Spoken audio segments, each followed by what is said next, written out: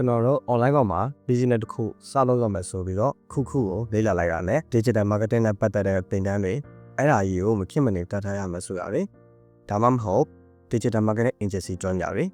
အမေချင်းမဆိုကိုယ့်ရဲ့ရေးဖေးမှာတက်လာတာကိုမြင်ကြမှာပါခုလိုကြီးညာနေကြတဲ့ digital marketing ဆိုတာဘာလဲ business online ပဲတကယ်ရောလိုပဲလို့လားအားလုံးပဲမင်္ဂလာပါ live ရနေပြီးတော့ကြိုဆိုလိုက်ပါတယ်ဒီနေ့ကျွန်တော်ပြောပြပေးမယ့်အကြောင်းအရာကတော့ digital marketing ဆိုတာပါ။အမှန်ပြောတဲ့အတိုင်း digital marketing ဆိုတာကြီးက business owner တွေအတွက်တကယ်ရောရေးကြည့်လို့ဒါဆိုရင်ဟုတ်ကဲ့ရေးကြည့်ရလို့ပြောရပါမယ်။ဒီနေ့ခေတ်မှာလူတိုင်းက internet ကိုသုံးနေကြတာကြောင့် digital marketing ကလုပ်ငန်းတိုင်းအတွက်မရှိမဖြစ်ကြီးပါလာပါတယ်။ဒီတော့ digital marketing ဆိုတာဘာလဲ။ဘယ်လိုနည်းလမ်းတွေရှိလဲ။ဒီဟာကိုသုံးချပြီးတော့ဘယ်လိုအကျိုးကျေးဇူးတွေရနိုင်လဲဆိုတာကိုကျွန်တော်တို့ဒီလိုလေ့လာကြပါမယ်။ဒီတော့ digital marketing ဆိုတာ internet နဲ့ digital နည်းပညာတွေကိုသုံးပြီးတော့ကျွန်တော်တို့ရဲ့ ကုန်ပစ္စည်းတွေဝန်ဆောင်မှုတွေကိုဈေးဝယ်နေမှာကြောင်ညာတာရောင်းချတာကိုယ့်ရဲ့ဖောက်တာတွေနဲ့ချိတ်ဆက်တာတွေလုပ်ဆောင်တဲ့နည်းလမ်းတစ်ခုပါဒီနေ့ကျမှလူတိုင်းက internet ကိုသုံးနေကြတာကြောင့် digital marketing ကလုပ်ငန်းတိုင်းအတွက်မရှိမဖြစ်ရေးပါလာပါတယ်ဒါကိုသုံးပြီးတော့ဂျုံငန်းတွေကလည်းသူတို့ရဲ့ဖောက်တာတွေစီကိုကိုရောက်ရှိအောင်အရင်ထက်ရောင်းအားတွေပိုတိုးလာအောင်လုပ်ဆောင်နေကြပါတယ် digital marketing လုပ်တဲ့နေရာမှာ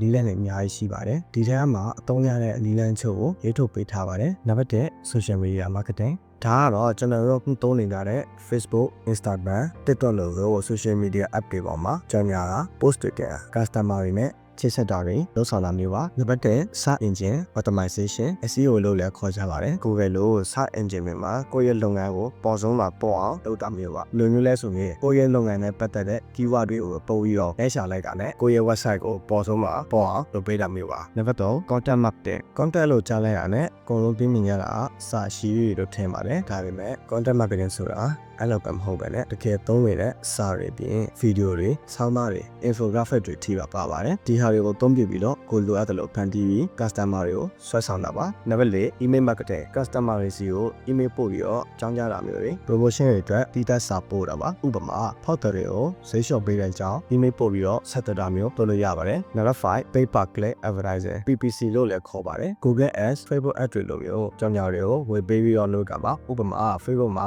အဲ့တွေတင်ပြီးတော့ product service တွေကို review များများပြတာလောက်ချတာမျိုးတွေပါပါတယ်အလွယ်ပြောရရင်တော့ boost လုပ်တာကိုပြောတာပါနောက်ထပ်သုံးတဲ့နည်းတွေအများကြီးရှိသေးပေမဲ့အရေးကြီးတာတွေကိုပဲပြောပြပေးတာပါတယ်ဆွမ်းချက်အနေနဲ့အခုပြောပြပေးသွားတဲ့အချက်မှာ SEO နဲ့ email marketing ကမြန်မာနိုင်ငံအနေနဲ့သုံးနေသေးတယ်ဆိုပေမဲ့ globally ဆိုရင်တော့တော်တော်သုံးရတဲ့ digital marketing နည်းတွေထဲပါပါတယ် digital marketing ကဘာလို့အရန် popular ဖြစ်ပြီးတော့လုပ်ငန်းတွေကိုဘယ်လိုထပ်ပူပြုနေလဲဆိုရင်နံပါတ်1ဈေးဝယ်ရဲကြည့်ရပါကိုယ့်လုပ်ငန်းကို internet ပေါ်ကနေတစ်ဆင့်ကမ္ဘာတစ်ဝန်းကဖောက်ဝယ်တွေစီရောက်အောင်ကူညီပေးနိုင်ပါတယ်ဒီလိုပြောရင်တော့အခုကျွန်တော်တို့နိုင်ငံချင်းနေနဲ့တော်တော်လေးချက်ပြီးပြောရကြတယ်ဆိုပေမဲ့မြန်မာနိုင်ငံနဲ့ပို့လို့ရတဲ့အပြင်ထိုင်းမလေးစင်ကာပူယူတီတည်တည်ပြပြဥဆောင်နေရတွေတွေ့ရပါတယ်နံပါတ်1ကုန်ကျစရိတ်ကတာ traditional marketing တွေထက် digital marketing ကကုန်ကျစရိတ်ပိုသက်တာပါတယ်ဥပမာပြောရင်တင်းစာ TV စိုင်းမိုးကြော်ညာတွေမှာနေရာယူဖို့ဆိုရင်တင်းဆက်ကနန်းကနေရာနဲ့ချီကုန်ကျနိုင်တဲ့အချိန်မှာ Facebook ပေါ်မှာကြောင်ကြောင်ထပ်လိုက်တာကတသိန်းမပြည့်တဲ့ငွေမောက်လေးနဲ့အဆင်ပြေသွားနိုင်တာမျိုးပါနံပါတ်3 customer တွေနဲ့